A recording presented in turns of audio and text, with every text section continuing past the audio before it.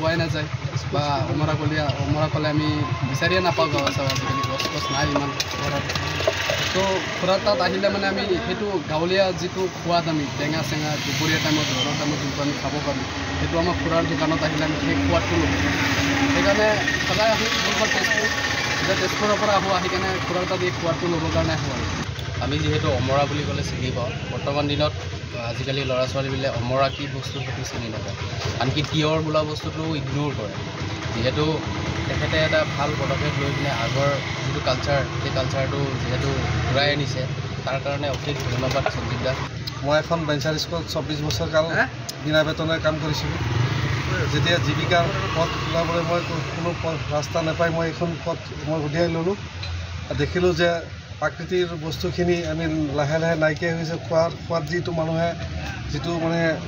সোৱাদ পাব লাগে সেই সোৱাদটোৰ কাৰণে আৰু আমাৰ যিখিনি মানে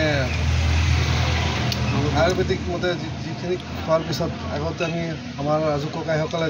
যিখিনি বস্তু আমি খোৱা পাহৰি গ'লোঁ সেই বস্তুখিনি যাতে পুনৰাই আমি খোৱাৰ কাৰণে আমি অভ্যাস কৰোঁ বিভিন্ন ৰোগৰ পৰা আমি হাত সাৰিব পাৰি অনবৰত সমাগমটো হৈয়ে থাকে অনবৰত আবেলি সময়ত মানে খুব অতি মানে 2-3জনমান মানুহৰ প্ৰয়োজন হৈ যায় এইটো সময়ত